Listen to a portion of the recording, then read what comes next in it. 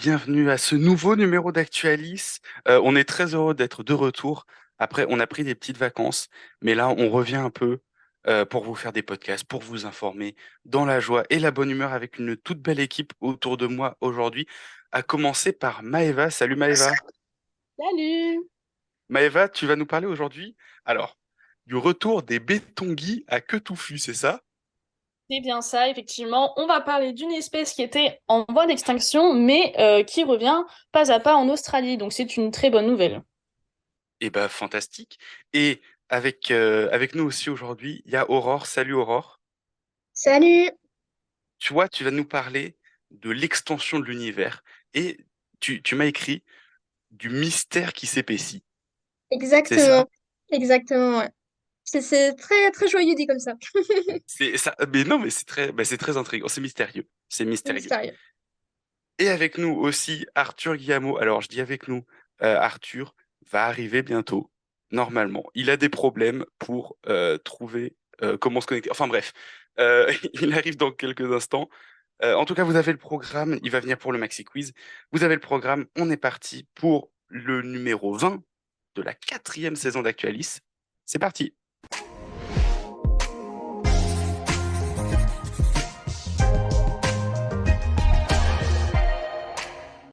Et on commence donc avec ta chronique. Maëva, tu nous parles d'un retour d'une espèce qu'on pensait disparue en Australie.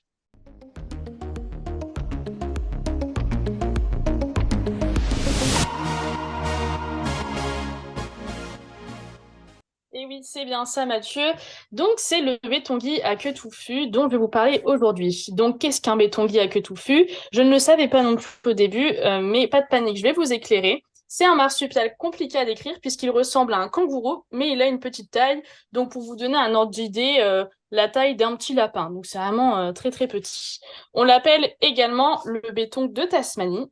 Et comme vous me connaissez maintenant, j'étais obligée de vous poser une petite question durant ma chronique. J'aimerais que vous m'estimiez le poids de la bétonguille à queue touffue. Voilà, une petite estimation. Moi, je dirais, allez, 2 kilos? Ok, et Mathieu? Mais Même en pas. vrai, dans ces eaux-là aussi, tiens, je vais dire 3 parce que comme c'est un kangourou, j'aurais Mm. tendance à dire qu'il est un peu plus grand. Mais je sais, au pif, hein. Moi, je Eh dirais, ben, non, je dirais plus 1,8, 1,7, un truc comme ça. Pas 2, 1,7. ok. Bah écoute, Aurore, t'as bien fait parce que tu es très proche de la réponse qui est de 1,5 kg. Donc, Waouh. voilà, c'est vraiment très très maigre, hein. Donc bravo Aurore, parce que honnêtement, moi j'avais pas du tout la notion de cette mesure. Donc oui, 1,5 kg pour ces petites bêtes. Donc pourquoi on parle d'un retour? C'était une espèce qui était en voie de disparition depuis 100 ans. Autrefois, elle peuplait 60% de l'Australie, mais a vu sa population diminuer à cause de divers facteurs, donc notamment les procédés anthropiques, hein, les constructions, les défrichements, mais aussi la présence de prédateurs aux alentours, parce que forcément, ces petites bêtes, elles sont très vulnérables dans ce milieu. Et donc, avant, elles étaient principalement répandues dans le sud de l'Australie. Leur population s'élevait à des dizaines de millions, alors qu'aujourd'hui, on en recense entre 12 000 et 18 000. Donc, c'était vraiment une espèce en voie critique d'extinction.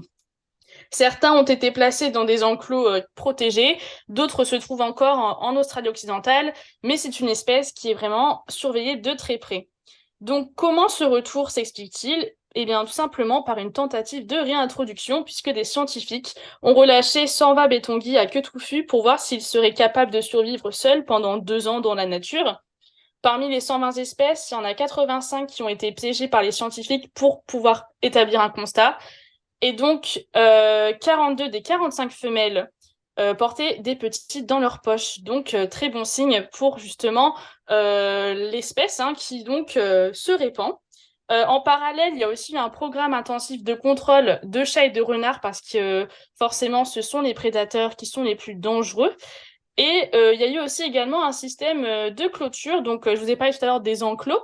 Donc, ces clôtures, elles sont non étanches. Elles sont destinées à réduire le passage des prédateurs sans pour autant les exclure. Parce que ça, c'est quand même compliqué puisque tous les acteurs rentrent en jeu, hein, dans la biodiversité. Et donc, c'est vrai que exclure ces prédateurs, c'est pas non plus forcément une très bonne chose. Donc là, on a vraiment essayé de trouver la part des choses. Et d'ailleurs, pour affronter ces prédateurs, justement, les femelles ont un système de défense inhabituel que j'avais envie de vous partager parce que il est assez atypique et vous allez vite comprendre pourquoi. Elles vont zigzaguer à grande vitesse pour semer justement les prédateurs et vont jeter leurs petits hors de la poche pour que le prédateur s'en prenne à la progéniture. Voilà, donc c'est une pratique qui est cruelle, il est vrai, mais il faut savoir que ces femelles disposent de plusieurs embryons près dans leur poche. Donc si vous voulez, quand il y a un petit qui s'en va naturellement de la poche ou qui meurt, il y a tout de suite d'autres embryons qui vont se former. C'est une sorte de cycle continu, si je puis dire. Voilà, donc effectivement, c'est pas la pratique la plus enjouée qui soit, mais en tout cas, elle est très efficace. Et donc, si j'ai voulu vous parler de cette bonne nouvelle, c'est parce que, pour rappel, la liste rouge de 2022 de l'UICN recense 40 084 espèces menacées d'extinction sur les 150 388 espèces étudiées. Donc, on peut dire que c'est une bonne nouvelle. Merci beaucoup Maëva pour cette chronique et qui est donc une bonne nouvelle. Ça fait plaisir d'avoir des bonnes nouvelles quand même dans l'Actualis parce que des fois on parle des trucs, on parle de guerre, on parle de sécheresse et tout. Et là on parle d'une D'avortement bonne aussi, des nouvelle. fois. Oui, d'avortement aussi. Mais là c'est une bonne nouvelle. Alors bon, c'est un animal qui du coup jette ses enfants à la merci de tous, mais Interdit de c'est s'y une bonne retrouver, nouvelle. hein. C'est Ah, un peu ça. les scientifiques sont formels, hein, ça fonctionne très bien, malheureusement. C'est ça le pire dans l'histoire. Enfin, non, peut-être que c'est mieux parce que ces pauvres bêtes sont sacrifiées, donc ça sert entre guillemets à quelque chose, mais ça a fait ses preuves quand même. Eh ben écoute, une bonne nouvelle. Et maintenant, on continue. En fait, on est un peu dans le thème environnement, planète, science. Bah, c'est un thème très large, je le reconnais. Mais on continue un peu dans ce thème-là avec Aurore qui va nous parler de l'extension de l'univers. C'est parti pour ta chronique.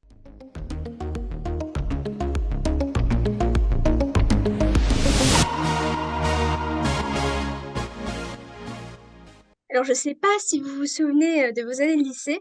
Enfin, j'espère quand même parce que ça remonte à pas si loin quand même. Mais est-ce que vous vous rappelez de ce moment de frustration intense et d'incompréhension quand tu fais deux fois un calcul et que tu n'arrives pas au même résultat alors que c'est la première question de ton devoir de maths? C'est en fait ce qui est arrivé à des chercheurs, en fait à la communauté de chercheurs, par rapport à un truc un peu plus complexe hein, que juste un petit théorème de Thalès, hein. C'est le taux d'expansion de l'univers. Parce que oui, si vous ne le saviez pas, l'univers s'étend depuis qu'il est né, depuis donc le Big Bang, il y a 14 milliards d'années. En conséquence, les galaxies s'éloignent les unes des autres. Pour calculer ça, il y a une méthode en fait qu'on appelle les chandelles standards, puisque les astronomes analysent les distances d'objets dont on connaît bien la luminosité. Du coup, c'est pour ça qu'on les appelle des chandelles. C'est Edwin Hubble qui a été le premier à estimer la valeur de la constante, avec, attention, le chiffre, c'est plutôt, enfin, la valeur qui va un peu vous intriguer, c'est 73 kilomètres par seconde par mégaparsec. Donc, je vais un peu expliciter ce que c'est mégaparsec. C'est en fait une valeur qui correspond à 3,3 millions d'années-lumière. Donc c'est vraiment très, très, très grand, hein, on va pas se mentir. Son observation se base donc sur le fait que les galaxies s'éloignent de nous, d'autant plus vite qu'elles sont lointaines. C'est ce qui fonde en fait l'idée du Big Bang dont j'ai parlé il y a quelques instants, et ça fonde aussi la cosmologie moderne en 1929.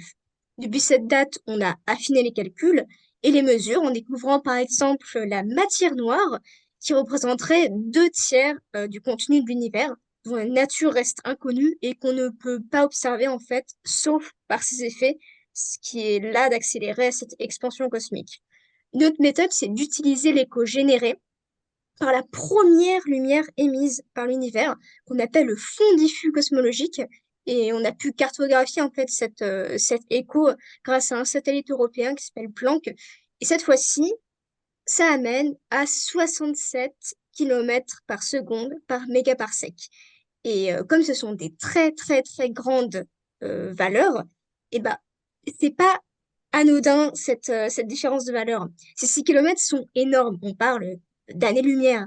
Parce qu'en fait, en partant du principe que les résultats éprouvés sont justes par leurs calculs, ça veut dire qu'en fait, c'est notre compréhension de l'univers et de ses lois de la physique qu'on n'a pas compris, ce qui est quand même un peu plus chiant par rapport à notre compréhension et par rapport à nos calculs. Une troisième méthode, c'est celle en fait qui est évoquée par l'étude dont j'ai tiré mon actualité, c'est en fait celle de la lentille gravitationnelle, qui a été pour la première fois utilisée, en tout cas pour l'expansion de l'univers, en 2019. Puisqu'en fait, ce nom, il désigne un effet lorsque un objet massif A se trouve sur le chemin de la lumière d'un autre objet B. Du coup, en fait, la gravité de l'objet A, il va dévier la lumière de B et ça va la déformer dans l'espace, mais aussi dans le temps. Du coup, en fait, nous, on peut regarder l'objet B à des moments différents car la lumière a pris différents chemins.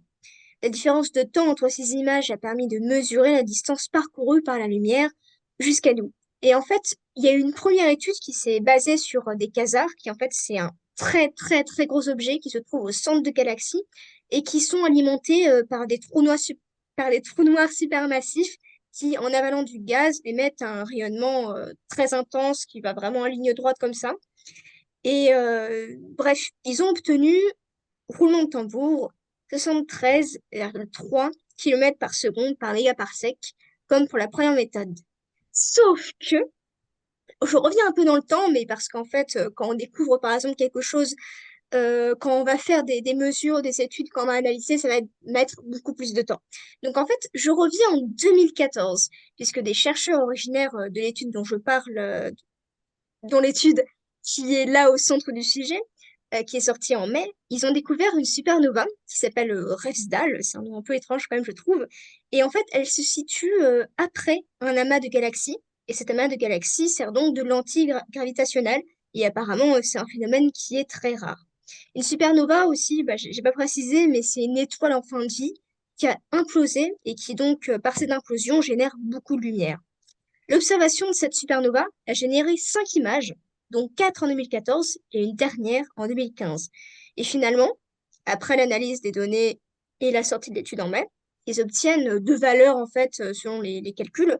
Mais ces deux valeurs, c'est 64,8 km par seconde par mégaparsec et 66,6 km par seconde par mégaparsec. Donc en fait, on est plus proche de la deuxième méthode. Et donc oui, on n'a toujours pas la réponse, c'est toujours aussi mystérieux. D'ici à 5 ans, il devrait y avoir de nouvelles observations qui pourraient permettre d'y voir un peu plus clair, puisqu'en fait, on a constitué un catalogue de 3000 supernovas qui a été constitué, ce qui permettra en fait de refaire des mesures et des analyses. Mais bon, c'est bien beau de parler d'expansion, toute chose a une fin, et en fait, savez-vous quelles sont les deux grosses théories par rapport à la fin de l'univers? Non. J'en ai aucune idée non plus. On est des mauvais élèves, hein, vraiment. Oh, attends, C'est pas grave. y a pas un truc comme quoi ça va tout revenir et ça va. Non, mais non, Alors, ça c'est pour en une fait, étoile. c'est une des Si? théories, mais en gros, c'est une théorie qui est datée et aujourd'hui, elle est plus considérée comme possible. Mais c'est quand même une des théories. Ça s'appelle le Big Crunch, je crois. C'est en gros Ok, l'effet inverse du Big Bang. ok. Mais en Et fait, c'est quoi la théorie la plus plausible du coup? il y en a deux qui aujourd'hui sont plausibles. C'est soit en fait l'univers, avec son expansion, il deviendrait très très très froid, vu qu'il n'y aurait pas assez d'énergie pour alimenter les êtres vivants.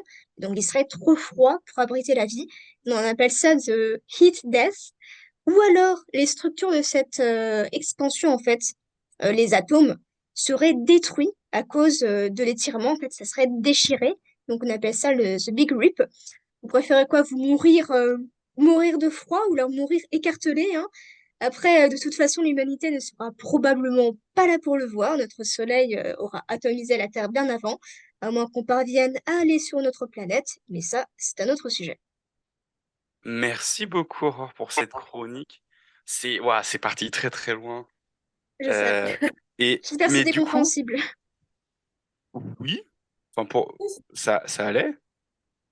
Mais du coup, j'ai juste une question. Ces différences de calcul, vraiment, ils n'arrivent pas à l'expliquer. Ils n'arrivent pas à l'expliquer, non, ils savent pas. Parce qu'en fait, comme je te disais plus tôt, la matière noire, quand on a pu la mesurer, on s'est rendu compte que ça influait dans les calculs. Mais comme je te disais, en fait, on n'arrive pas à la trouver, on n'arrive pas à prendre de la matière noire et l'observer, en fait. Ouais. Parce que c'est ces effets qui sont observables, donc ça change les calculs. Donc on se dit, est-ce qu'il n'y aurait pas un autre truc qu'on n'aurait pas encore découvert, pas encore observé, qui influe aussi sur les calculs? C'est aussi un peu cette question-là. Ok. Eh ben, merci beaucoup en tout cas Aurore pour cette chronique. C'est vraiment super intéressant. J'adore, ça part très très loin. Et là, dans quelques instants, on va aller très très loin avec Arthur qui nous a rejoint pour le Maxi Quiz. C'est parti.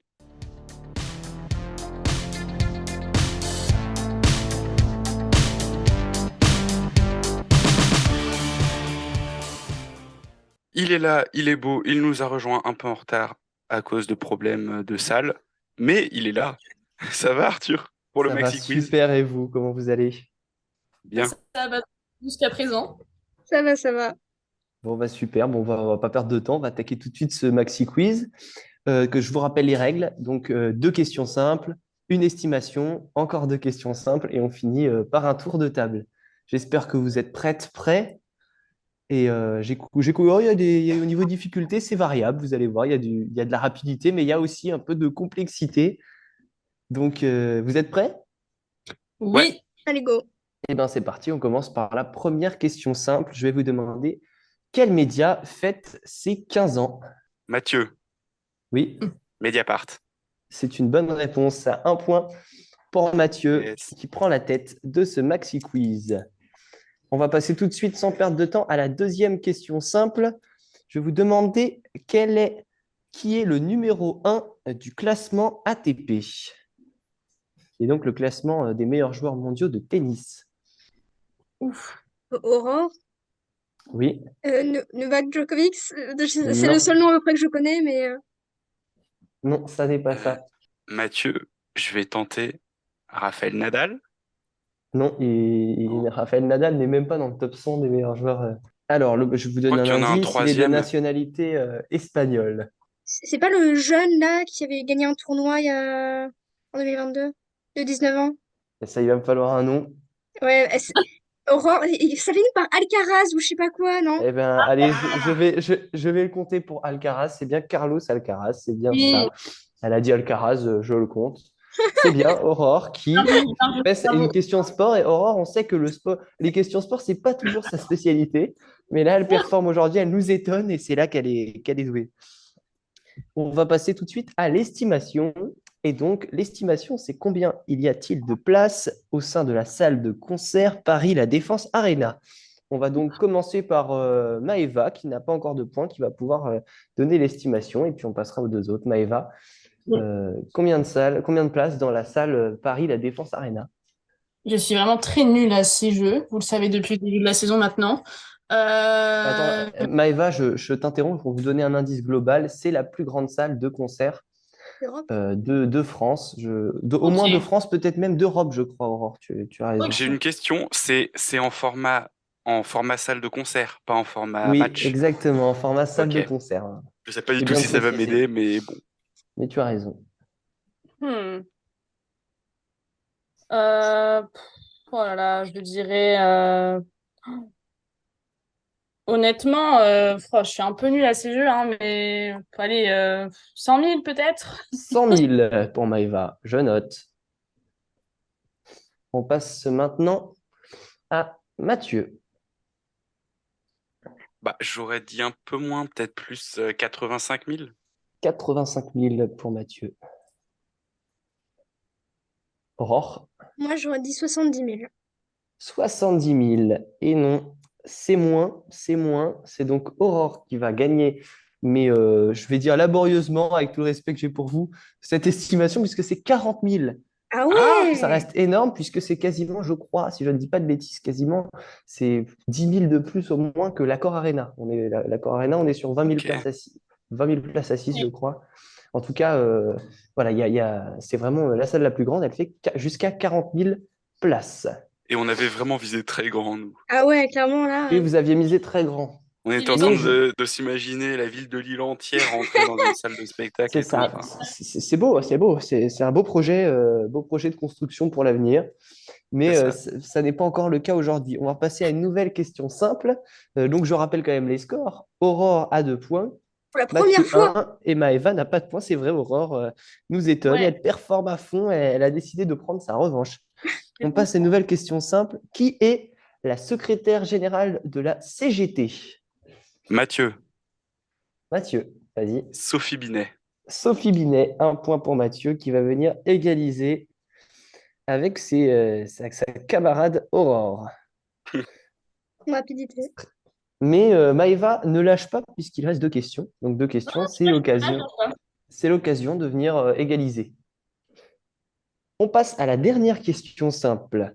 Je vais vous donner des titres de musique et vous allez devoir me donner l'interprète. Vous pouvez m'interrompre quand vous le souhaitez. C'est mon moment, c'est Ok, mon moment. Vous êtes prêts? ouais. Oui, Alors je vais vous dire rail de musique, dodo, mon amour, santé. Mathieu, Oui, oh, c'est pas Stromae? et si. c'est Stromae, Mathieu. Tu viens prendre la tête et prendre un troisième Ouais. point. C'est bien joué. Il y avait aussi Ta fête, tous les mêmes, Papa Outé et Formidable. Très bon chanteur, Stromae, très bon chanteur. Très bon chanteur qui malheureusement a dû annuler sa tournée pour cause de problèmes de santé. On passe à la dernière question. Donc là, on passe au tour de table. Ça va pas rigoler. Je vais vous demander de me citer les films Disney qui sont sortis après 2010. Ouf. On va commencer par Maeva. Ok, Vaiana? Vaiana, c'est une bonne réponse. On passe maintenant à Mathieu. Je suis pas sûr, mais je vais le tenter quand même au pire. La Reine des Neiges. La Reine des Neiges, c'est une bonne réponse. 2012, il me semble, c'est pas ça? Ah, je n'ai pas les années, mais on te fait confiance, Maëva. Aurore, Logiquement, La Reine des Neiges 2. c'est bon. La Reine des Neiges 2. Maëva, Euh... hmm. Il y avait pas Lucas, je crois. Alors, j'ai toujours un doute, c'est pas comment? Pixar. Lucas, le film Lucas. Lucas, c'est une bonne réponse. Bien joué. Mathieu? Je vais tenter La Petite Sirène en live action. Et c'est une bonne réponse, la petite sirène. Bien joué, Mathieu. Aurore? Je dirais Rebelle. Rebelle, c'est une bonne réponse aussi. On passe à Maëva. Zootopie. Zootopie. Zootopie, c'est une bonne réponse. On passe à Mathieu. Je suis vraiment nul en Disney. Il n'y a pas eu un truc maléfique, genre avec Angelina Jolie et tout, qui fait une méchante? Malheureusement, Maléfique, c'est une mauvaise réponse. Ça ne fait pas partie des films Disney. Je suis désolé. Tu es éliminé, Mathieu. On passe à Aurore. J'ai une grosse hésitation. Je me demande pas si c'est Pixar, Les Mondes de Ralph. Le monde de Ralph. Aussi, ouais. On vérifie ça. J'ai les mondes de Ralph. C'est bon? Le nom du film, c'est Les mondes de Ralph. Oh, mais tu... Ah, malheureusement, ça Tu va nous pas as dit le passer. monde de Ralph, c'est Les mondes de Ralph. Malheureusement, ça ne peut pas passer, Aurore. Franchement, là, c'est abusé. Ah, c'est dur, je sais, mais la loi est dure, mais c'est la loi. Maëva, Je vais dire Soul. Très beau film. Soul, c'est une bonne réponse. Et donc, je l'annonce solennellement, c'est Maëva qui remporte le tour de table. Ce qui nous amène à donc Mathieu, qui a 3 points, Aurore 2 points et Maëva 1 point. Mathieu remporte donc ce maxi quiz. Sans Encore. trop de gloire non plus. Non, sans trop de gloire, mais avec une réussite quand même relative, mais assumée. Bravo Mathieu. Merci, merci, ça fait plaisir. Merci beaucoup en tout cas Arthur pour ce maxi quiz. Merci à vous tous, très chers auditeurs, d'avoir écouté ce podcast. On revient très vite. On sait pas quand on revient, mais dans l'idéal, on revient très vite. C'est tout ce qu'on peut vous dire. Merci en tout cas à toute l'équipe de cette semaine, Maëva, Aurore, Arthur. Merci à Léa aussi pour le montage. Et d'ici là, vous nous retrouvez sur les réseaux sociaux et très vite en podcast. Salut! Salut! Salut! Salut!